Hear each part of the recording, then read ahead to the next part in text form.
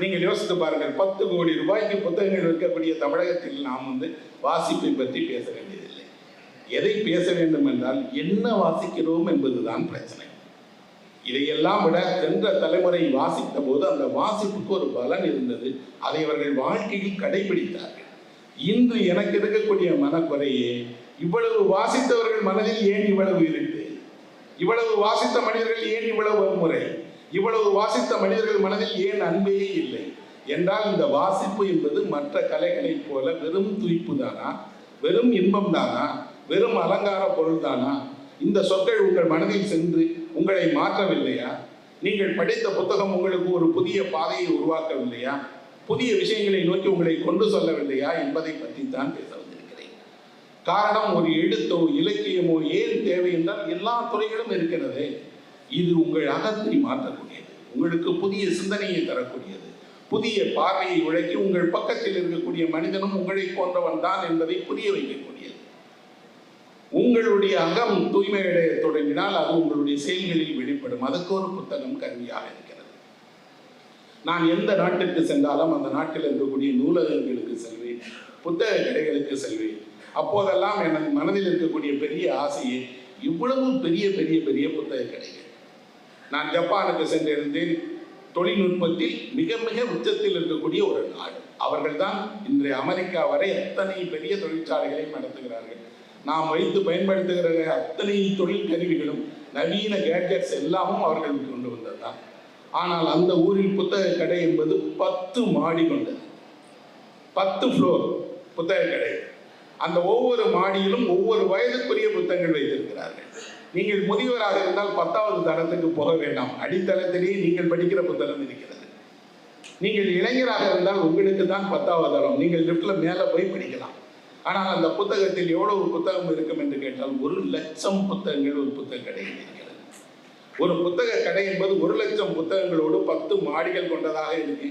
அங்கே ஜனத்திரள் பார்த்தால் ஒன்று திருவிழா கூட்டம் போல உள்ள போவதும் வருவதுமாக இருக்கிறார்கள். விலை அதிகம் புத்தகங்களுக்கு, ஆனால் வாங்கி குவிக்கிறார்கள். வீட்டில் வைப்பதற்கு இடமில்லை, சிறிய சிறிய வீடுகள். ஆனால் வாங்கிய புத்தகத்தை படித்து முடித்த உடனே கொடை கொடுத்து விடுகிறார்கள், நூலகங்களுக்கு அளிக்கிறார்கள். நூலகத்துக்கு போனால் ஒரு தியான மண்டபம் போல இருக்கு. அதுதான் என்னையெல்லாம் பராமரிப்பட வைக்கிறது. அப்படி ஒரு புத்தக கடை நமக்கு வேண்டாமா? இவ்வளவு பெரிய பெரிய பெரிய தமிழர்கள் எதையெல்லாம் கட்டுறாங்க. மிகப்பெரிய ஐமேக்ஸ் ஸ்கிரீன்லாம் சண்டைக்கு வந்துருச்சு.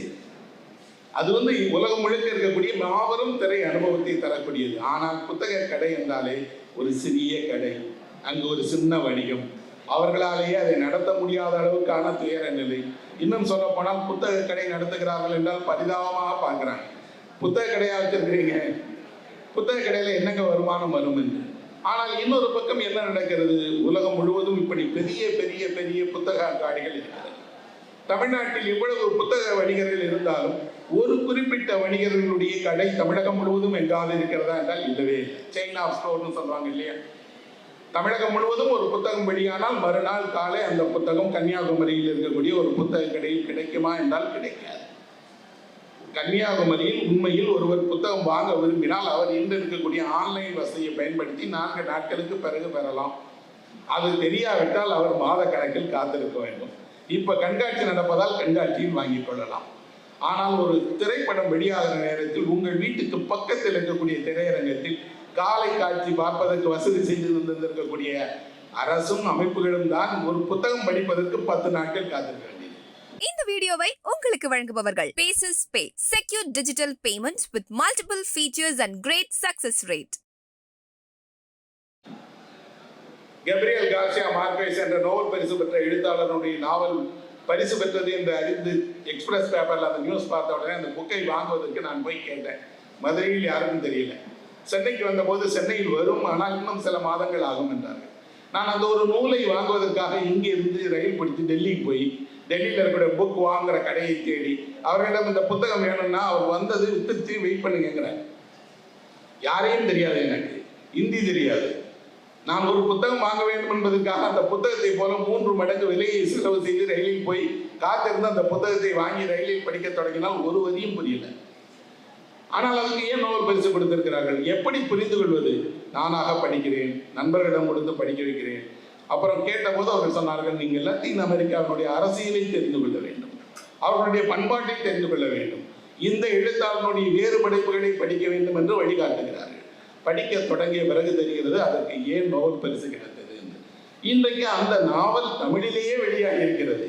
நேரடியாக ஒருவர் அந்த நாவலை தமிழிலேயே படிக்கலாம், படித்திருக்கிறார்கள். ஆனால் அந்த நாவல் ஏன் கொண்டாடப்படவில்லை? உலகமே ஒரு நோபல் பரிசு ஒரு நாவலுக்கு கொடுத்து கொண்டாடப்பட்டாலும் நாம் ஏன் கொண்டாடப்படவில்லை என்றால், நமக்கு எல்லா பொருட்களை போல புத்தகம் ஒரு நுகர்வு பொருளாகிவிட்டது, சந்தை பொருளாகிவிட்டது.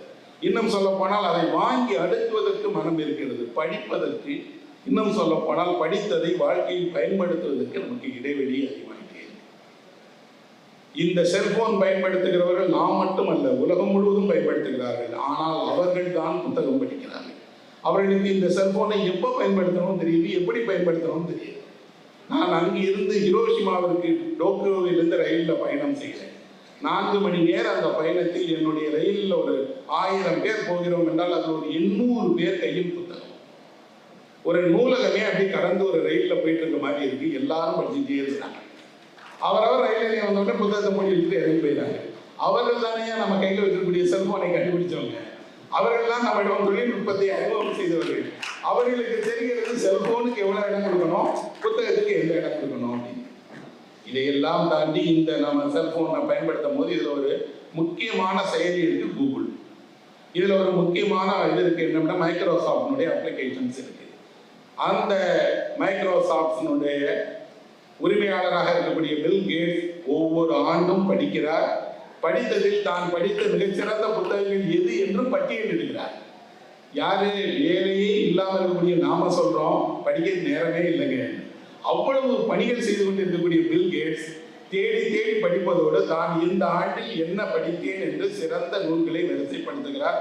ஒவ்வொரு ஆண்டும் அவர் வரிசைப்படுத்திய நூல்களுடைய பட்டியல் வெளியாகிறது. நான் உட்பட பலரும் தேடி அதை படித்து என்ன படித்திருக்கிறார் என்று தெரியும். அவர் வியப்பூட்டுகிற வகையில் படிக்கிறார். கல்வி சார்ந்து படிக்கிறார், அறிவியல் சார்ந்த படிக்கிறார், இலக்கியம் படிக்கிறார், கவிதை படிக்கிறார், வரலாறு படிக்கிறார், எதிர்கால உலகம் எப்படி இருக்கும் என்பதற்கான எண்ணங்களை உருவாக்குகிற எல்லா நூல்களையும் படிக்கிறார். அப்படி என்றால் படிப்பதற்கு நேரம் இல்லை என்பது ஒரு பொய். படிப்பதற்கு விருப்பம் இல்லை என்பதற்கு தான் நாம் நேரம் இல்லைன்னு சொல்றோம். சரி, விருப்பம் இருந்து நேரமும் இருந்தால் உங்களுக்கு அது கவனம் இல்லை என்று ஒரு அர்த்தம். நீங்கள் அதை கவனமாக படிக்க மாட்டீர்கள். காரணம் என்ன அப்படின்னா, ஒரு சமுதாயத்தில் இலக்கியம், எழுத்து, படிப்புக்கு என்ன இடம் இருக்கிறது? நான் ஒரு கல்லூரிக்கு சென்றேன். இது போல மாணவர் மத்தியில் உரையாற்றினேன். உரையாற்றி முடிந்த உடனே ஒரு மாணவி எழுந்து கேட்டார், இவ்வளவு படித்திருக்கிறீர்கள், இவ்வளவு விருது வாங்கியிருக்கிறீர்கள், இவ்வளவு நூல்களை எழுதியிருக்கிறீர்கள், மகிழ்ச்சி. ஆனால் உங்கள் கூட்டத்துக்கு கேட்பதற்கு நாங்கள் 50 பேர் தான் வந்திருக்கிறோம். நேற்று ஒரு திரைப்பட நட்சத்திரம் வந்தால் 2000 பேர் வந்தார்கள். நாங்கள் அவராக முயற்சிப்போமா, உங்களாக முயற்சிப்போமா, நீங்களே சொல்லுங்கள் என்றார். நான் சிரித்தபடியே சொன்னேன், இதே விழாவிற்கு 5 ஆண்டுகளுக்கு முன்பு வந்த நடிகர் இப்போது எங்கே இருக்கிறார் என்று கேட்டேன். ஆனால் உங்கள் கல்லூரி 5 ஆண்டுகளுக்கு முன்பு என்னையே அழைத்தது. எனக்கு முன்பு பிரபஞ்சன் அழைத்தது, அவருக்கு முன்பு அசோகத்தனை அழைத்தது. நாங்கள் இருந்து கொண்டே இருக்கிறோம். அவர் வருவார், புகழால் அடையாளப்படுத்தப்படுவார், கொண்டாடப்படுவார். புகழ் மறைந்தவுடனே அவரிடம் காலியாகிவிடும். திருவள்ளுவருக்கோ, கம்பனுக்கோ, கரணருக்கோ, இளங்கோவடிகளுக்கோ இடம் காலியாகாது. அந்த இடம் நிரந்தரமானது. அப்படி என்றால் உங்களுக்கு ஆதர்சமாக இருக்கக்கூடியது இலக்கியம் தான், எழுத்து தான், எழுத்தாளர்கள் தான், சிந்தனையாளர்கள் தான் என்று உங்கள் மனதில் ஆழமாக அந்த சிந்தனையை படைய வேண்டும். என்னவாக விரும்புகிறார் என்று கேட்கக்கூடியவர்களில் ஒருவர் கூட எழுத்தாளராக விரும்புகிறார் என்று பள்ளியில் சொன்னதாக நான் கேட்டதே இல்லை. டாக்டர் ஆகணும், இன்ஜினியர் ஆகணும், IAS ஆகணும், IPS ஆகணும், நல்லது, ஆகுங்கள், சேவை செய்யுங்கள். ஆனால் உங்களுக்கு ஏன் ஒரு கலைஞன் உங்கள் மனதில் எதிர்காலத்தில் அவனாக வேண்டும் என்று விரும்பவில்லை என்றால் அதற்கு காரணம் அவனுக்கு ஊதியம் இல்லை என்பதுதான் முதல். இன்னொன்று, அவருக்கு ஒரு சமுதாயத்தில் அந்தஸ்து இல்லை. அவரை சமூகம் முதன்மையான மனிதராக கொண்டாடுவதில்லை. அதை அவர்கள் எதிர்பார்ப்பதும் இல்லை. எந்த கலைஞனும் பாராட்டிற்காகவோ, அங்கீகாரத்திற்காகவோ, தனக்கு கிடைக்கக்கூடிய மரியாதைகளுக்காகவோ எழுதுவதும் இல்லை என்றால் அது ஒரு பண்பாட்டினுடைய செயல்பாடு. நான் என் முன்னோடி படைப்பாளிகளுடைய தொடர்ச்சி. அவர்கள் ஒரு பந்தத்தை இவ்வளவு தூரம் ஏந்தி வந்தார்கள், நான் கொஞ்சம் தூரம் ஓடுகிறேன், நான் இன்னொருவரிடம் கொடுப்பேன், அவர் கொண்டு ஓடுவார். இது 2000 வருடமாக அந்த பந்தம் ஒரு ஒலிம்பிக்கில் கொண்டு போறது மாதிரி கொண்டு போகப்பட்டு கொண்டே இருக்கிறது. இந்த பணிக்கு அங்கீகாரம் என்ன இருக்கு? ஒரு அங்கீகாரம் தேவையில்லை. ஆனால் மக்கள் மனதில் அந்த அங்கீகாரம் இருக்கு. அவர்கள் எப்போதும் மதிக்கிறார்கள், கொண்டாடுகிறார்கள் என்றால் நாம் இந்த மகத்துவத்தை பிள்ளைகளுக்கு, இளம் தலைமுறையினருக்கு புரிய வைக்க வேண்டும். புரிய வைக்க வேண்டும் என்றால் அவர்களுக்கு என்ன தெரியவில்லை? வகுப்பறை என்பது பாடம் சொல்லித்தரக்கூடிய இடம்தான், உண்மைதான். ஆனால் அதே வகுப்பறையில் தான் நல்ல ஆசிரியர்கள் பாடத்துக்கு வெளியே எனக்கு போல நிறைய பேருக்கு எவ்வளவோ சொல்லிக் கொடுத்தாங்க. ஒரு ஆசிரியர் நம் மனதில் நல்ல ஆசிரியராக இடம்பெற்றிருப்பது அவருடைய அறிவால் மட்டுமல்ல, அவர் காட்டுகிற அன்பா. எந்த ஆசிரியர் உங்களை தொடுகிறாரோ அவர் அறிவில் சிறந்த ஆசிரியரை விட மேலானவர். நம்ம மேல கை போட்டு வாடா அப்படின்னு டீ குடிக்க கூட்டிட்டு போற ஒரு ஆசிரியர் சிறந்த ஆசிரியரை விட நெருக்கமாக இருக்கிறார். காரணம், அன்பு காட்டுகிறார், அக்கறை செய்கிறார். இலக்கியம் அதைத்தான் சொல்கிறார். அப்படின்னா நான் படித்த இலக்கியத்திற்கு மிக முக்கியமான காரணம், நல்ல ஆசிரியர்களால் நான் உருவாக்கப்பட்டேன். எல்லா சபையிலும் சொல்லுவேன், என் ஆசிரியர்களுக்கு வணக்கம். சுப்புலட்சுமி என்ற ஒரு ஆசிரியர் தான் எனக்கு என்னுடைய முதல், நான் 1ஆம் வகுப்பில் சேரும்போது கையில் ஆனாவன் நான் சொல்லிக் கொடுத்தவர். அவர் எழுத ஆரம்பிக்கும் போதே சொல்வார், கையை பிடித்து கொண்டுதான் எழுதுவார். எழுதும்போது எழுத்து என்றால் சித்திரம் போல் இருக்க வேண்டும். எழுதி முடிச்சுட்டா அது ஒரு ஓவியம் போல இருக்கணும், இருக்கக்கூடாது. அந்த ஆனாவை நாம் எப்போது எழுதத் தொடங்கினாலும் அந்த சுப்புலட்சுமி டீச்சருடைய கையும் சேர்ந்துதான் இயங்குகிறது என்றால் என் எழுத்துக்கு பின்னால் அவர் இருக்கிறார்கள். ஒன்று, நல்ல ஆசிரியர்களால் நாம் வழிநடத்தப்பட்டோம். இன்னொன்று, ஒருவருக்கு இலக்கியமோ எழுத்தோ புத்தகங்களோ எங்கே அறிமுகமாக வேண்டும் என்றால் வீட்டில் தான் அறிமுகமாக வேண்டும். உங்களுக்கு எந்த வயதில் புத்தகம் உங்கள் கைக்கு வந்தது? எது நீங்கள் படித்த முதல் புத்தகம்? எப்போது புத்தகம் வாங்குவதற்காக உங்கள் வீட்டில் யாராவது ஒருவர் ஒரு சிறு பணமாவது கொடுத்தார்களா? அந்த வகையில் நானெல்லாம் ஒரு அதிர்ஷ்டசாலி. என் தந்தை எனக்கு சிறு வயதிலே புத்தகம் வாங்குவதற்கு என்று 2 ரூபாயிலிருந்து 5 ரூபாயிலிருந்து 50 ரூபாயிலிருந்து 500 ரூபாய் வரை கொடுத்தார். எனக்கு அல்ல, எல்லோருக்கும் கொடுத்தார். உங்கள் செலவில் சினிமாவுக்கு செல்வது போல, இனிப்புகள் வாங்கிக் கொள்வது போல, புத்தகம் வாங்கிக் கொள்வதும் உங்கள் அடிப்படை செலவுதான் என்று உணர்ந்த தந்தை இருந்ததால் நாங்கள் நாம் வருவாங்க. வாசிப்பு அங்கேதான் தொடங்க வேண்டும் என்பர்களே, அங்கேதான் இடைவெளி இருக்கிறது. நாம் பொறுப்பை பள்ளி வசம் விட்டு விட்டோம். கொண்டு போய் ஸ்கூல்ல குழந்தைகளை விட்டா வேலை முடிஞ்சு போயிடுச்சு. திரும்பி மாலை வந்து விட்டா ஹோம்ஒர்க், அதோட வேலை முடிஞ்சு போயிடுச்சு. அவர்களை நாம் கவனிப்பதில்லை, நாம் அக்கறை காட்டுவதில்லை. என் வீட்டில் அந்த பழக்கம் இருந்தது. அவர்கள் தேவாரம் திருவாசனம் பாடாவிட்டால் காலை உணவு கிடையாது என்றார்கள். கம்பராமாயணம் படிக்காவிட்டால் உனக்கு நாள் சாப்பாடே கிடையாது என்றார்கள்.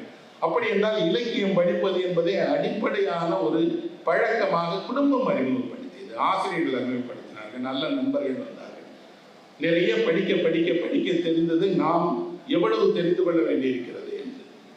இந்த நகரத்தில் நாம் இங்கே இருக்கிறோம். இந்த இடம் 50 ஆண்டுகளுக்கு முன்பு 100 ஆண்டுகளுக்கு முன்பு என்னவாக இருந்தது? யார் இருந்தார்? யார் இதன் உரிமையாளர்?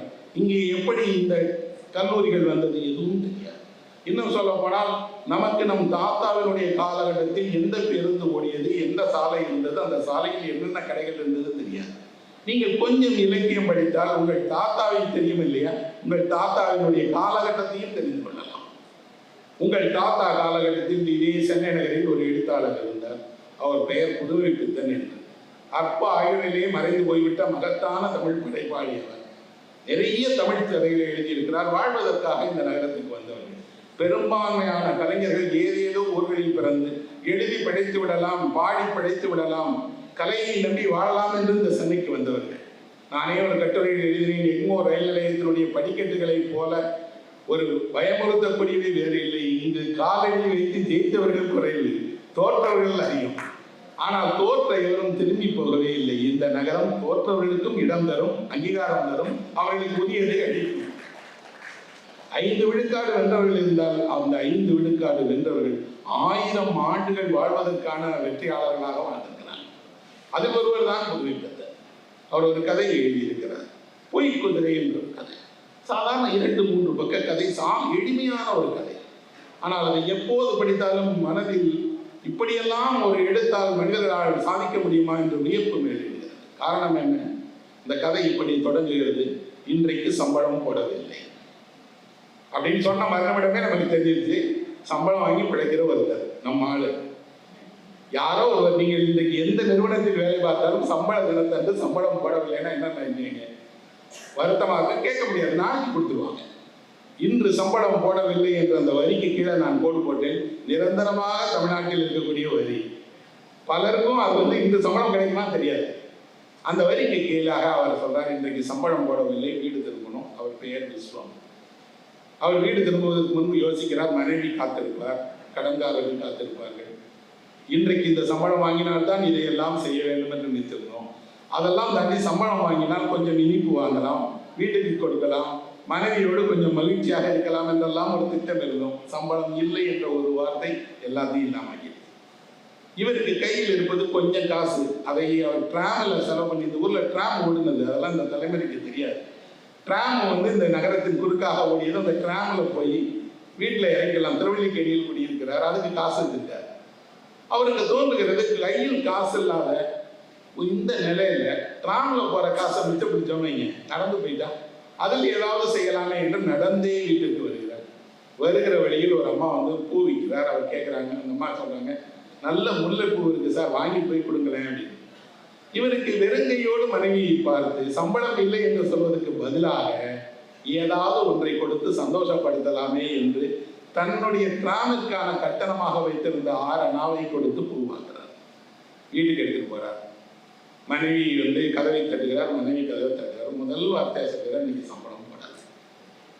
அந்த அம்மா முகத்திலே தெரிகிறது ஏமாற்றம். ஆனால் உனக்கு ஒரு பரிசு கொண்டு வந்திருக்கேன்னு முல்லைப்பூ கொடுக்குறாங்க. அந்த அம்மா வாங்கிட்டு, பரவாயில்ல, ஏதாவது ஒன்று கிடைக்கிது இல்லையா அப்படின்னு அணி சொல்லிக்கிறாங்க. சொல்லிட்டு சொல்றாங்க, உங்க நண்பர் இன்னைக்கு அவங்க வீட்டில் கொலு வச்சிருக்காருன்னு கூப்பிடுறாங்க, வாங்க போவோம் அப்படின்னு. காசு இல்லாத நேரத்தில் ஒரு நண்பன் வீட்டில் கூப்பிட்டா போகலாமா அப்படின்னு கேட்குறாரு. போகலாம். அவர்கள் வீட்டுக்கு போவது என்பது ஒரு மன மாறுதலாக இருக்கும். இன்னொன்று, எல்லாரும் வருவாங்க, கொஞ்ச நேரம் பேசிட்டு இருக்கலாம், விருந்தும் உண்டு என்று சொன்னாங்க.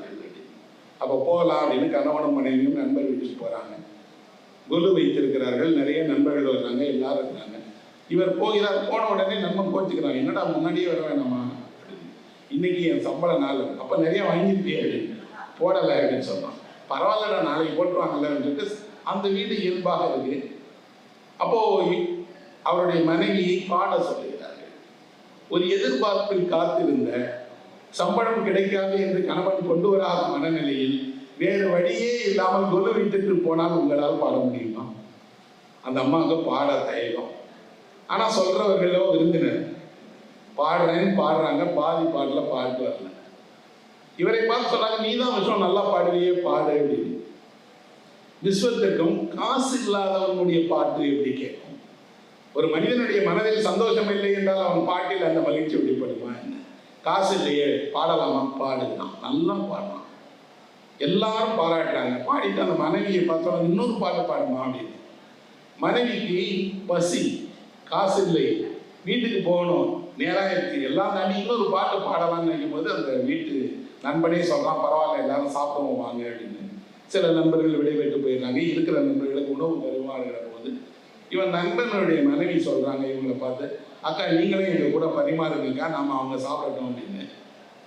இந்த விஸ்வமும் அவனுடைய நண்பனும் இன்னும் 2 நண்பர்களும் உட்கார்ந்துக்காங்க, இலை போடுறாங்க. இந்த விஸ்வத்தினுடைய மனைவி கையிலேயே நெய், பக்கத்துல ஒரு அம்மா சாப்பாடு போட்டே போறாங்க, பருப்பு ஊத்துறாங்க, நெய் ஊத்துங்க போது எல்லாருக்கும் நெய் ஊற்றும் போது இந்த விஸ்வத்தினுடைய மனைவி கணவன் முன்னாடி வந்து அது அடுத்தவர் வீட்டு நெய், அதை தாராளமாக ஊத்தணுமா, அளந்து ஊத்தணுமான்னு பாக்குறாங்க. இதை கவனித்த பக்கத்திலேக்காரன் கேலியாக சொல்றான், அடுத்தவன் வீட்டு நெய்யே அள்ளி ஊத்தின பொண்டாட்டியே அப்படின்னு சொல்றான். இந்த அம்மா கை வரமாட்டேங்குது. அப்போ அந்த அம்மா இவரை பார்க்கிறார். இவர் தலை குனிஞ்சிருக்கிறார். 2 துளிகள் விட்டால் போதும் அப்படின்னு நினைக்கிறேன். 2 சொட்டு நெய் போதும். அந்த 2 சொட்டு நெய் விழும்போது 1 சொட்டு அந்த பெண்ணுடைய கண்ணீரும் விழுகிறது. அந்த 1 சொட்டு கண்ணீர் விழுந்த நெய்யை பிசைந்து சாப்பிடுகிற போது அந்த மனிதன் ஒண்ணுமே சொல்லல, அமைதியா சாப்பிடலாம். அந்த அம்மா அப்படி வேகமா போயிடுறாங்க. வீட்டுக்கு திரும்பி வந்துடுறாங்க. வீட்டுக்கு திரும்பி வந்த பிறகு அந்த மனைவி தான் நிராசையாக ஒரு இடத்தில் போய் நின்று இப்படி தன் கையில நெய்யே இருந்தால் கூட கணவனுக்கு கொடுத்தால் குற்றமாயிடுமேங்கிற நிலைக்கு தள்ளப்பட்டார்களே அழுகிறா அப்படின்னு. ஒரு பொய் குதிரை தான் இந்த வாழ்க்கை. இந்த கதை எழுதப்பட்டு அவர் 50-60 ஆண்டு காலமாயிடுச்சு. ஆனால் ஒரு துளி கண்ணீர் நெய்யில் விழுகும் போது அந்த இடம் இருக்கு இல்லையா, அதை ஒரு இலக்கியத்தை தவிர உலகத்தில் வேறு எதனாலுமே அந்த தருணம் வாய்த்த அந்த தம்பதியினருக்கு வாழ்க்கையில் அதன் பிறகு எல்லா இன்பங்களும் வந்திருக்கும். எல்லா பணமும் சம்பாதித்திருக்கலாம். ஆனால் அந்த அவமானத்தினுடைய ஒரு துளி கண்ணீர் விழுந்த உணவை மறக்கவே முடியாது. இந்த வாழ்க்கையை தானே நம்முடைய தந்தையும் தாயும் மூதாதையர்களும் அனுபவிச்சிருக்கிறாங்க. இன்றைக்கு நமக்கு எவ்வளவு உணவு என்றால் சீரடிக்கிற உணவு. நீங்கள் கல்யாண வீட்டுக்கு போனீங்கன்னா அவ்வளவு வீணடிக்கிற உணவை பார்த்தே இருக்க மாட்டோம். அவ்வளவு உணவு, எந்த இரவிலும் உணவு கிடைக்கிறது. எந்த உணவையும் நீங்கள் எப்போது வேண்டுமானாலும் நேரில் சாப்பிடலாம். உங்கள் வீட்டு வாசலிலே கொண்டு வந்து தர தயாராக இருக்கிறார்கள். ஆனால் கொஞ்சம் நீங்கள் பின்னாடி பார்த்தால் உங்கள் தாத்தா காலத்தில் தான் அந்த பெண்ணினுடைய கண்ணீர் நெய்யில் விழுந்தது. இலக்கியம் ஏன் தேவை என்றால் இந்த மானுட அறத்தை ஒரு தலைமுறை புரிந்து கொள்ளாவிட்டால் அவர்கள் மனதில் அன்பு இருக்காது. அவர்களுக்கு இந்த பெண்மையினுடைய மகத்துவம் புரியாது. இன்னொன்று, உங்களை உருவாக்கியவர்கள் யார் என்று அவர்களுக்கு தெரியாது. அவர்களுக்கு இந்த செலவழிக்கக்கூடிய பணம் என்பது யாரோ கஷ்டப்பட்டு, யாரோ படித்து, யாரோ படிக்க வைத்து உருவாக்கியவர்களுடைய பணம் தான் இது என்பது புரியாது. இலக்கியம்தான் நண்பர்களே இப்படி மனிதனுடைய மனதை துல்லியமாக காட்டுகிறது. இந்த கதையில எங்கேயுமே எந்த சமூக விமர்சனத்தையும் சொல்லலை. ஒரு நடுத்தர மனிதனுடைய வாழ்க்கையை சொல்லுகிறார். பாட்டு பாடுறாங்க. அதுல ரொம்ப அழகான ஒரு இடம் எழுதியிருக்கார் புதுமைப்பித்தன். இந்த கொலு வீட்டில் ஒரு சின்ன குழந்தை ஓடி வந்து இவருக்கு பக்கத்துல உட்காந்துட்டு எனக்கு ஏதாவது வாங்கி கொடுங்களேன் அப்படின்னு சொல்லுது. இவர்கிட்ட காசு இல்லை. என்ன வாங்கி கொடுக்க? பிஸ்கட் வாங்கி கொடுங்க மாமா அப்படின்னு கேட்குது.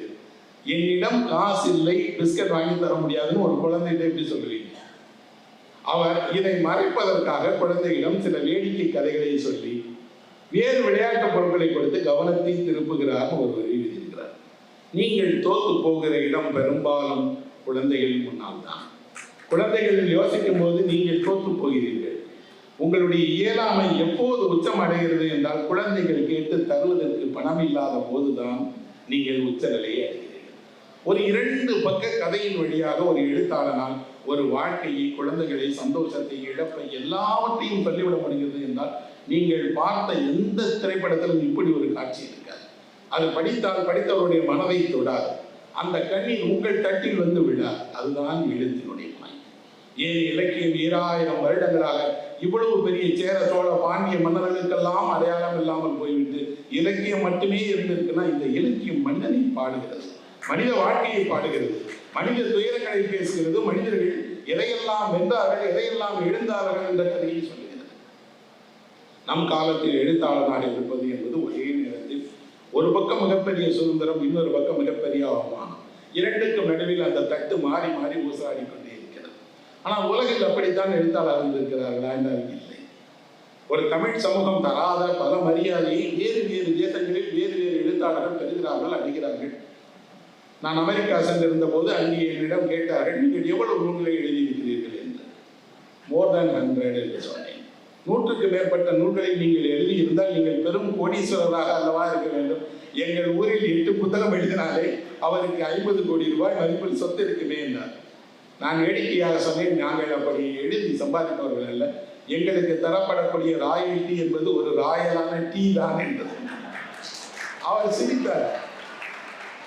ஆனால் உண்மையில் என்ன என்றால் அந்த பணம் அல்ல, ஆனால் அந்த அங்கீகாரம், அதற்கான இடம், அந்த அவர்களுக்கு கிடைக்கக்கூடிய அங்கீகாரம் இருக்கிறது. அப்படி ஒரு நூலை இப்போ சமீபத்தில் படித்தேன். அந்த எழுத்தாளர் யான் மார்ட்டின் என்ற ஒரு எழுத்தாளர் லைஃப் ஆஃப் பை என்ற ஒரு நாவல் எழுதியிருக்கிறார். புதுச்சேரியை மையமாக கொண்டு எழுதப்பட்ட ஒரு ஆங்கில நாவல், புக்கர் பரிசு பெற்ற நாவல், திரைப்படமாக வெளியாகி ஆஸ்கார் விருது பெற்ற ஒரு நாவல்.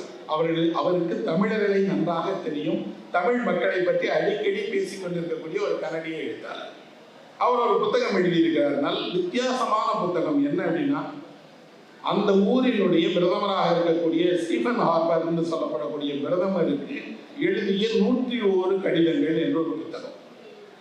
அந்த புத்தகம் 2 வெளியீடாக வந்திருக்கிறது. ஸ்டீஃபன் ஹார்பர் இப்போது என்ன படித்துக் கொண்டிருக்கிறார் அப்படின்னு ஒரு புத்தகமாகவும், 101 கடிதங்கள் கொண்ட புத்தகமாகவும் வந்திருக்கு. என்ன 101 கடிதங்கள் கொண்ட புத்தகம் என்றால், ஒரு நாட்டின் பிரதமருக்கு ஒரு எழுத்தாளர் எழுதிய கடிதம். இந்த நாட்டினுடைய கனடாவில் வசிக்கக்கூடிய யான் மார்ட்டின் என்கிற எழுத்தாளர் அந்த நாட்டின் பிரதமருக்கு ஒரு நாள் முடிவு செய்கிறார், அவருக்கு ஒரு புத்தகத்தை பரிசாக அனுப்பி வைப்பது. என்ன புத்தகம்? தனக்கு விருப்பமான, பிரதமர் படிக்க வேண்டும் என்று நினைக்கிற ஒரு புத்தகத்தை வாங்கி படித்து அந்த புத்தகத்தை ஒரு பையில் இட்டு கூடவே ஒரு குறிப்பு வைக்கிறார். இந்த புத்தகம் ஏன் முக்கியமானது, இதை ஏன் ஒரு பிரதமர் படிக்க வேண்டும், அப்படி படிப்பதன் வழியாக இந்த நாட்டுக்கு என்ன நல்லது கிடைக்கும் என்பதற்கு ஒரு பக்கம் குறிப்பு வைக்கிறார். குறிப்பை வைத்துட்டு ஒரு சிறு துண்டு சீட்டு வைக்கிறார். அந்த எழுத்தாளர் யார், எந்த ஊரை சேர்ந்தவர், எத்தனை நூல்களை எழுதியிருக்கிறார் என்று அந்த எழுத்தாளரை பற்றிய சுய விவரத்தையும் ஒரு சிறு குறிப்பு வைக்கிறார். இப்படி 101 புத்தகங்களை அவர் ஸ்டீபன் ஹார்ப்பர்னு சொல்லப்படக்கூடிய பிரதமருக்கு அனுப்பினார். முதல் நூலாக அவர் அனுப்பியிருப்பது டால்ஸ்டாயினுடைய இவான் இலியச் அப்படிங்கிற நூல். அந்த நூலை ஏன் ஒரு கனடா பிரதமர் படிக்க வேண்டும் அப்படின்னா, அதிகாரத்தில் இருக்கக்கூடிய அனைவரும் படிக்க வேண்டிய புத்தகம். இன்னும் சொல்ல போனால், நீங்கள் எப்போதெல்லாம் உங்கள் வாழ்க்கையை திரும்பி பார்க்க நினைக்கிறீர்களோ நீங்கள் படிக்க வேண்டிய புத்தகம். இவான் இலியச் என்பவர் ஒரு நீதிபதியாக இருக்கக்கூடியவர். உயர்ந்த பதவி, உயர்ந்த அங்கீகாரம், நல்ல மனைவி, பிள்ளைகள், வாழ்க்கையில் பெற வேண்டிய எல்லா சுகங்களையும் பெற்றுவிட்டார். ஆனால் இப்போது அவர் நோயுற்று இருக்கிறார். நோயுற்ற நேரத்தில் அவரை கவனித்துக் கொள்வதற்கு யாரும் இல்லை. வீட்டில் உள்ளவர்களுக்கெல்லாம் என்ன பயம்னா, அவர் நோய் நமக்கு வந்துருச்சுன்னா, எல்லாம் தாண்டி அவருக்கு ஒரு உண்மை புரிகிறது. உங்கள் வலிகளை நீங்கள் தான் அனுபவிக்க வேண்டும். உங்கள் பணம் உங்கள் வலியை போக்கிவிடாது, உங்கள் நோயை போக்கிவிடாது, உடன் இருக்காது. மனைவி, பிள்ளைகள் எல்லாரும் அவர் இறந்து போவதை பற்றி கவலைப்பட்டால் அவர்கள் நினைக்கிறாங்க, செத்தா என்ன நமக்கு, அவர் தான் இவ்வளவு பணம் வந்துட்டு போறாருல்ல, இவ்வளவு வசதிகள் இருக்கே நினைக்கிறார்களே தவிர அவர் இல்லையே என்று வருந்த ஒருவரும் இல்லை. ஆனால் அந்த வீட்டில் வேலை பார்க்கக்கூடிய ஒரு வேலைக்காரன் ஒவ்வொரு முறையும் அவர் வந்தால் காலை அமைக்கி விடுகிறான், ஆதரவாக உட்கார்றான், படுத்துக்கோங்கன்னு சொல்லி முதுகை அமைக்கி விடுகிறான். அவருக்கு தோன்றுகிறது, ஒரு வேலைக்காரன் காட்டுகிற பதிவை ஏன் பிள்ளைகளோ மனைவியோ காட்டல. அவர்கள் என்னிடம் எதையோ எதிர்பார்க்கிறார்கள், இவன் சம்பளத்தை தவிர எதையும் எதிர்பார்க்கல. ஆனால் இவன் சம்பளத்துக்காக வேலை செய்யவில்லை, உண்மையே பணியோடு இருக்கிறான். அப்போ அவங்க மனைவி பிள்ளைகளை தனியாக அழைத்து பேசும் போதெல்லாம் அவர்கள் மனதிலும் அன்பு இருக்கிறது, அளவாக இருக்கு. யார் உங்கள் மீது அளவில்லாத அன்பு காட்டுகிறார்கள் என்பதை உங்களுடைய நோயும் உங்கள் முதுமையும் உங்களுக்கு காட்டிவிடும். புரிய வைத்து, இவர்கள் பக்கத்தில் இருந்தால் நல்லது, இவர்கள் பக்கத்தில் நாம் இல்லாவிட்டால் நமக்கு நல்லது என்று உங்களுக்கு புரிய வைத்துவிடும். இதை சொல்லுகிற புத்தகத்தை ஒரு பிரதமருக்கு அனுப்பி ஒரு எழுத்தாளன் சொல்லுகிறான், நீங்கள் அதிகாரத்தில் இருக்கும்போது உங்களுக்கு பக்கத்தில் இப்படியானவர்கள் இருக்கிறார்களா என்று பாருங்கள். அவர்கள் உங்கள் நலம் நாட வேண்டும், தேசத்தின் நலனும் நாட வேண்டும். அவர்கள் உங்கள் அருகில் இல்லாவிட்டால் இந்த நூல் உங்களுக்கு வழிகாட்டும் என்று அனுப்புகிறார். ஒவ்வொரு நூல் அனுப்பப்படும் போதும் பிரதமர் அலுவலகத்திலிருந்து ஒரு கடிதம் வருகிறது. அது பிரதமர் அனுப்புகிற கடிதம் அல்ல, அவருடைய அலுவலகத்திலிருந்து ஒரு ஊழியர் அனுப்புகிற கடிதம். உங்கள் புத்தகம் கிடைத்தது, நன்றி. அதற்கு மேல ஒன்றுமே இல்லை. இரண்டாவது கடிதத்தில் யான் மார்ட்டின் எழுதுகிறார், ஒரு புத்தகத்தை பெற்றுக்கொள்வதற்கு கூட நேரம் இல்லாமல் பிரதமர் என்ன செய்கிறார்னு தெரியல. ஒரு தேசத்தின் பிரதமருக்கு 1000 வேலைகள் இருக்கும், நான் அறிவேன், எனக்கே இவ்வளவு வேலை இருக்கேன். ஆனால் அந்த பிரதமர் இந்த புத்தகத்தை கையில் வாங்கி கொண்டேன் என்று ஒரு வரி சொன்னால் நான் எவ்வளவு மகிழ்ச்சி அடைப்பேன். ஒரு எழுத்தாளர் அனுப்பிய புத்தகத்தை பிரதமரே வாங்கி கொள்கிறாரே என்று. பரவாயில்லை, ஆனாலும் நீங்கள் இந்த புத்தகத்தை படியுங்கள் என்று அவருக்கு அடுத்த புத்தகம் அனுப்புகிறார். இப்படி 101 புத்தகங்கள் அனுப்புகிறார். 5 முறை அவருக்கு பிரதமர் அலுவலகத்திலிருந்து கடிதம் வந்திருக்கிறது. எல்லாம் 2 வரி கடிதங்கள். ஆனால் இவர் 101 புத்தகங்களை பற்றியும் மதிப்பீடு செய்து ஒவ்வொரு பக்கம் எழுதினார் இல்லையா, அது உலகம் முழுக்க வாசிக்கப்பட்டது, உலகம் முழுக்க கொண்டாடப்பட்டது. வேறு வேறு நாடுகளில் இருந்தெல்லாம் அவருக்கு பாராட்ட கடிதம் வந்தது. இவர் அந்த பிரதமரை சந்திக்கக்கூடிய தருணமே வந்தது. அப்போது அவரிடம் இதை கேட்கலாம் என்றால் அவர் தான் ஒரு பக்கம் வாங்கவே இல்லை, படிக்கவே இல்லையே. கேலியாக ஒரு புத்தகம் எழுதும் போது சொல்கிறார், உங்களுக்கு நேரம் இல்லை என்று தெரியும், உங்கள் உதவியாளர்களுக்கு கூட நேரம் இல்லை, அவர்கள் படித்து இந்த புத்தகத்தை பற்றி 2 வரி எழுதலாமே என்று. இந்த 101 புத்தகங்களை நான் ஒரே இந்த ஒரு புத்தகத்தை மட்டுமே ஒரு மாணவனிடம் சொல்லுவேன், நீங்கள் இந்த ஒரு புத்தகத்தை படியுங்கள். இதில் இருக்கக்கூடிய அந்த 101 புத்தகங்களையும் வாங்குங்கள். அந்த 101 புத்தகங்களையும் படியுங்கள். உங்களுக்கு 100 ஜன்னல் உள்ள கதவு திறந்தது போல உங்கள் மனதிற்கு வரக்கூடிய அன்பும் வெளிச்சமும் அளவில்லாமல். அவர் எல்லாம் நம்ம ஊர்ல கூட புத்தகங்களிலிருந்து எல்லாத்தையும் அந்த நாட்டு பிரதமருக்கு அனுப்புகிறார். 2 செயல்கள் அங்கே முக்கியமாக இருக்கிறது. ஒரு எழுத்தாளன் ஒரு பிரதமருக்கு தருவதற்கு அவரிடம் இருப்பது புத்தகங்கள் தான், வேறு அவரிடம் எதையும் தர முடியாது. இன்னொன்று, அவர் பணிந்து அன்போடு அவர் பிரதமருக்கு அனுப்புகிறார். நீங்கள் தானே எங்களை வழிநடத்துகிறீர்கள், நீங்கள் தானே இந்த தேசத்தை ஆளுகிறீர்கள், நீங்கள் உங்களுக்கு விருப்பமான புத்தகம் எது என்று சொன்னால் நாங்கள் ஆசையாக படிக்க மாட்டோமா என்று சொல்லிவிட்டு பிரதமருக்கு கொஞ்சம் சர்க்காஸ்டிக்காக சுட்டி காட்டுவது போல ஒரு கடிதம் எழுதுகிறார். உங்களை விடவும் பெரிய பிரதமர் ஒருவர் இருக்கிறார், அவரை ஜனாதிபதி என்பார்கள். அவர் அமெரிக்காவினுடைய ஜனாதிபதி பராக் ஒபாமா. அவர் தான் எல்லா புத்தகத்தையும் படிக்கிறார். படித்ததோடு படித்த புத்தகங்களை பற்றி பத்திரிகையிலே எழுதுகிறார். எழுதியதோடு ஒபாமா எந்த எழுத்தாளரை படித்தாரோ வர வைத்து வெள்ளை மாளிகையில் விருந்து கொடுத்து சிறப்பு செய்து அனுப்புகிறார். அவரும் உங்களைப் போல பொது வாழ்க்கையில் தானே இருக்கிறார். எனக்கு இதை படித்த போது வேடிக்கையாக இருந்தது. இப்படி நாம் யாராவது ஒருவருக்கு அனுப்பினால் இன்று நம் மீது போலீஸ் விசாரணை தான். எதற்காக புத்தகம் அனுப்புகிறார்? யார் நீ? அந்த புத்தகம் எதை பற்றியது என்று. டெமோக்ரசி என்று சொல்லப்படக்கூடிய ஜனநாயகத்தினுடைய மிகப்பெரிய சிறப்பு என்ன என்றால், நீங்கள் அங்கே அந்த தேசத்தை ஆள்பவர்களுக்கு நேரடியாக கடிதம் எழுதலாம், ஆலோசனைகள் சொல்லலாம், பரிந்துரைக்கலாம், பரிசுகள் தரலாம். அதை அவர்கள் பெற்றுக்கொண்டு அதற்கு இணையான ஒன்று பதிலை அளிப்பார்கள். கடைசியாக யான் மார்க்கிலே ஒரு முடிவு சொல்கிறார், நீங்கள் இப்படியெல்லாம் பதில் எழுதியிருக்கலாம் பிரதமர் அவர்களே என்று பதில் எழுதுகிறார். அதுதான் கேட்டார். எப்படி என்றால் ஒரு புத்தகத்தை சொல்லி அவர் சொல்லுகிறார், இதை எனக்கு முழுவதும் படிக்க மனமில்லை, நேரமில்லை, 5 பக்கம் படித்தேன், ஆனால் அதில் ஒரு அற்புதமான வரி வந்திருக்கிறது, இந்த வரியை எனக்கு கொடுத்த உங்களுக்கு நன்றி யார் அப்படின்னு எழுதலாமே. ஒரு தேசத்தின் எழுத்தாளனாக இருப்பவர் என்பவர் அந்த தேசத்தின் பிரதிநிதியாக இருக்கிறார். இன்று ரஷ்ய எழுத்தாளர்கள் இந்த ரஷ்ய நாட்டினுடைய பிரதிநிதியாக இருக்கிறார்கள். ஒரு டால்ஸ்டாயும் டாஸ்டாவ்ஸ்கியும் செக்காவும் துர்கனேவும் ரஷ்ய எழுத்தாளர்கள் அல்ல, அந்த தேசத்தின் அடையாளமாக. அந்த தேசத்தை ஆண்ட மாபெரும் சக்கரவர்த்திகள் இருந்தார்கள். ஜார் மன்னனில் தொடங்கி லெனினிலிருந்து ஸ்டாலினிலிருந்து குருஷேவிலிருந்து மிகப்பெரிய ஆளுநர்கள் அதை ஆண்டிருக்கிறார்கள். ஆனால் அவர்கள் அல்ல உலகிற்கு ரஷ்யாவை அடையாளம் காட்டியது எழுத்தாளர்கள். அப்படி என்றால் இந்தியாவில் தமிழ்நாட்டில் ஏராளமான எழுத்தாளர்கள் இருக்காங்க, மிகச்சிறந்த படைப்பாளிகள் இருக்காங்க. அவர்கள் தொடர்ந்து வாசிக்கப்பட்டுக் கொண்டே இருக்கிறார்கள். ஆனால் அந்த வாசிக்கப்பட்டது மனதில் ஒரு விதையாக விழுந்து அது உங்களுக்குள் ஒரு மாற்றத்தை உருவாக்க முடியுமா என்றால் முடியும். நடந்திருக்கிறது, நடந்துகிட்டே இருக்கு, நாளையும் நடக்கும். ஒரு சிறு நிகழ்வை சொல்லி என் உரையை நிறைவு செய்யறேன். ஒரு அம்மா, அவங்க புத்தகம் படிப்பதில் ஆர்வமானவங்க. சின்ன கிராமத்தில், திருநெல்வேலி பக்கத்தில் கூடிய ஒரு சின்ன கிராமத்தில் அந்த ஊரில் இருக்கக்கூடிய நூலகத்துக்கு போய் புத்தகம் எடுத்துட்டு வந்து புத்தகம் படிக்கிற பழக்கம் உள்ளவங்க. நேரம் கிடைக்குமாலாம் படிப்பாங்க. அந்த அம்மாவுடைய கணவர் இறந்துட்டார். மகள் மட்டும் பெங்களூர்ல வேலை பார்க்குறாங்க. மகள் சாஃப்ட்வேர் வேலை பார்க்குறா, மருமகனும் வேலை செய்கிறார். மகளிடமிருந்து ஒரு அழைப்பு வருகிறது, அம்மா நான் பிரசவத்திற்காக ஊருக்கு வர முடியாது, நீ இங்கே கூட இருந்தேன்னா பெங்களூர்லேயே நாம பிரசவம் பார்த்துக் கொள்ளலாம் என்று. மகளினுடைய பிரசவத்திற்காக இந்த அம்மா முறையாக பெங்களூர் போகிறாங்க, கூட இருக்கிறாங்க.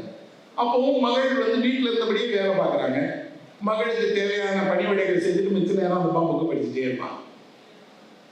ஒவ்வொரு முறை இவர்கள் கீழே இறங்கி வரும்போதும் இந்த மகளுடைய கணவர், அவர் மருமகன் ஒரு கார் வாங்கியிருக்காரு. கார் ஒரு கவர் போட்டு மூடியே இருக்கும், தூசி அடையாமல் வாரத்தில் ஒரு எடுத்து துடைப்பாங்க, அவ்வளோதான். இந்த அம்மா கேட்டால் இந்த காரை ஏமா சும்மா வச்சுருக்கீங்க, ஓட்டுறதுக்கு நேரம் இல்லைம்மா, அவர் ஆஃபீஸ் கூட்டிகிட்டு போயிடும், நாங்கள் வெளியில் போகிறதுக்கு இப்போ சந்தர்ப்பம் இல்லை, அதனால் சும்மாவே இருக்கு. ஒரு நாள் இந்த அம்மா கேட்குறாங்க, அந்த காரை நான் ஓட்டுட்டுமா அப்படின்னு. அம்மா உனக்கு விஷயம் தெரியுமா, காரை நீ எப்படிமா ஓட்டுவேன் அப்படின்னு. இல்லை சொன்னாங்க, நான் கீழே போய் கழுவி விடும்போது பக்கத்தில் இருந்து சொன்னார் நீங்களாம் படிச்சுக்கலாம் அப்படின்னு. நான் போய் கார் ஓட்டுற இடத்துல படிக்கலாமா அப்படின்னு. எப்படிம்மா படிப்பேன்னு கேட்டால் ஒரு புத்தகம் பேரை சொல்லி அந்த புத்தகத்தில் வரக்கூடிய ஒரு பெண் இப்படி கார் ஓட்ட படித்தால என்னை சேர்த்து விட சொல்லுமா மருமகன்கிட்ட. நான் சேரணுன்னு மருமகன் திட்டலாம், உங்கள் அம்மா கார் ஓட்டி யார் ஆக்சிடென்ட் பண்ணுன்னா யார் பொறுப்பு? ஆனால் இந்த அம்மா தானாக போய் விசாரித்து, தானாக ஒரு ஓட்டுநர் பயிற்சி பள்ளிக்கு சென்று தானே கட்டணம் செலுத்தி தானே பயில தொடங்குகிறார். ஒரு நாள் காலை 5 மணிக்கு அம்மா எழுந்து கிளம்பி போகிறத மகன் பார்க்குறேன். அம்மா எங்கே போகிறான்னா டிரைவிங் கிளாஸ். உனக்கு என்ன வயசு தெரியுமா, நீ நம்ம ஊரில் ஒரு சைக்கிள் கூட ஓட்டுனது கிடையாது, பரவாயில்லம்மா ஆசையாக இருக்கலாம் ஓட்டி பார்க்குறேன் அப்படின்னு அந்த அம்மா போகிறாங்க, டிரைவிங் கற்றுக்கிறாங்க. கூச்சம் தயக்கம் முடியலை. ஆனால் 2 வாரங்களில் அந்த அம்மா தைரியமாக ஓட்ட ஆரம்பிச்சிடுறாங்க. ஓட்ட ஆரம்பித்த பிறகு அந்த பயிற்சி கொடுக்கக்கூடிய இளைஞன் சொல்கிறான், நீங்கள் தான் என் ஸ்டூடெண்ட்லேயும் பெஸ்ட்டு, பயமே நம்ம இங்கே ஓட்டுங்க ஓட்டுங்க அப்படின்னா. 2 மாதங்களில் அந்த கார் ஓட்டுறதுக்கு அந்த அம்மா அனாவசியமாக கற்றுட்டாங்க. ஆனாலும் வீட்டில் இருக்கக்கூடிய மகள் காரை ஓட்ட பயம். மகள் ஏதாவது சொல்லிட்டா, ஒரு நாள் மகளிடம் கேட்குறேன், உன் காரை கொடு, நீங்களே வாங்க, பக்கத்தில் இருக்கக்கூடிய கடை வரைக்கும் போவோம். மகளும் மருமகனும் உங்கள் அம்மா எப்படி தான் கார் ஓட்டுறாங்க பார்ப்போம்னு ஏறுறாங்க. அனாவசியமாக போகிறாங்க, கரெக்டாக சிக்னல் நிற்கிறாங்க, அழகாக தேர்ந்தெடுக்கிறாங்க. டிராஃபிக்கில் அவங்க ஓட்டுறதை பார்த்து அவன் சொல்கிறான், நானே இந்த ஊரில் இப்படி வண்டி ஓட்ட மாட்டேன், உங்கள் அம்மா ஓட்டுறாங்களே. திரும்பி விடுறான். வந்துட்டு உங்கள் அம்மாவை நம்பி இனிமேல் எங்கே வேணாலும் போகலாம், உங்கள் அம்மா கூடயே இனிமேல் ஹாஸ்பிட்டலுக்கு போ, வெளியில் போயிட்டு வாங்கன்னு அம்மாவும் மகளுமாக அந்த காரில் பெங்களூருக்கு அடியே பயணம் பண்ணுறாங்க, சுற்றுறாங்க, எல்லாம் பண்ணுறாங்க. ஒரு நாள் அந்த அம்மா கேட்குறா, என் வாழ்க்கையில் எனக்கு இருக்கக்கூடிய பெரிய ஆசை இந்த காரை எடுத்துட்டு நான் ஊருக்கு போகணுமான்னு சொல்கிறேன். எதுக்குமான்னு கேட்டால், என்னை எல்லாரும் ஊரில் என்ன நினச்சிட்டு இருந்தாங்கன்னா, பயந்த பொம்பளை பாவம் வீட்டில் தனியாக வாழுதுன்னு. இந்த காரில் நான் ஊருக்கு போனேன்னா என்னை யாருக்கும் தெரியும் அப்படின்னு. எப்படிம்மா உனக்கு இந்த தைரியம் வந்துச்சுன்னு அந்த அம்மா கேட்டார். அந்த அம்மா சொன்னாங்க, புஸ்தகம் கொடுத்த தைரியம் தான்மா. இந்த தைரியம் உலகம் தரவில்லை, உடன் இருந்தவர்கள் தரவில்லை. அந்த அம்மா படித்த புஸ்தகம் அந்த அம்மா மனதில் ஒரு தைரியத்தை கொடுத்திருக்கு. கார் ஓட்டுவது என்பது ஒரு கலை, பயிற்சி. முடிந்தால் நீங்கள் 2 மாதம் 3 மாதத்தில் கற்றுக்கொள்ளலாம். ஓட்டிட்டாங்க.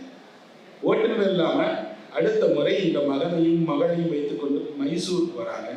போகிற வழியில் ஒரு இடத்துல அவர்களுக்கு எப்படி பார்வை மாறிச்சு பாருங்க. போகிற வழியிலெல்லாம் யார் யார் டிரைவர்னு பார்க்குறாங்க. ஒவ்வொரு வாகனத்திலும் டிரைவர் யார், என்ன மேகு, என்ன வண்டி, எது புதுசாக வந்திருக்கு ரோட்டில், என்னென்ன கார் ஓடுது எல்லாம் தெரியுது. போயிட்டு இருக்கும்போதே இந்த அம்மா சொல்கிறாங்க, 512 ஒன்று போச்சு போல இருக்கேன். அது டிரைவர்களுடைய வழி, அந்த மாதிரி தெரியுது. இன்னொரு இடத்துல ஒரு வண்டியை நிறுத்தும் போது டிரைவர் வந்து சொல்கிறான், கரெக்டாக ரிவர்ஸ் எடுத்து விட்றீங்க நீங்கள் தான் அப்படின்னு. அப்போ இந்த அம்மாவுக்கு அந்த உலகம் வெளிவிடுகிறது, புதிய வாழ்க்கை தொடங்குகிறது, புதிய சிறகும் தொடங்குகிறது. அவருடைய மகள் எனக்கு இதை கடிதமாக எழுதி, நீங்கள் ஒரு கதையாக எழுதுங்கள். என் அம்மாவுடைய வாழ்க்கை எங்களுக்கு தெரிந்த கதையாக இருக்கக்கூடாது, உலகம் அறிந்த கதையாக இருக்க வேணும்னாங்க. நான் இதை ஒரு சிறுகதையாகவே எழுதினேன். என் கற்பனை அதில் குறைந்துதான். ஆனால் அது ஒரு வாழ்க்கையில் இருந்து கிடைத்த ஒரு அமுது. ஆனால் அந்த வாழ்க்கையில் இந்த அமுது எங்கே கிடைத்தது என்றால், யாரோ ஒருவர் புத்தகத்தின் வழியாக அவருக்கு கொடுத்தார். புத்தகம் என்ன செய்யும் என்றால், எந்த வயதிலும் உங்களுக்கு இந்த சலுகை தரும். எந்த வயதிலும் உங்களை இப்படி அனாவசியமாக ஒரு நெடுஞ்சாலையில் அழகாக கார் ஓட்டி புதிய வாழ்க்கையை தொடங்க வைக்கும். இன்னொன்று, அது கார் அல்ல, வாகனம் அல்ல, உங்களுக்கு ஒரு நம்பிக்கை, புதிய வாழ்க்கை தொடங்கி இருக்கிறது நண்பர்களே. புத்தகம் அதை தரும் என்பதில் உறுதியாக இருக்கிறது. இந்த தருணத்திற்கு இந்த வீடியோ உங்களுக்கு பிடிச்சிருந்தா லைக் பண்ணுங்க, ஷேர் பண்ணுங்க, கமெண்ட் பண்ணுங்க.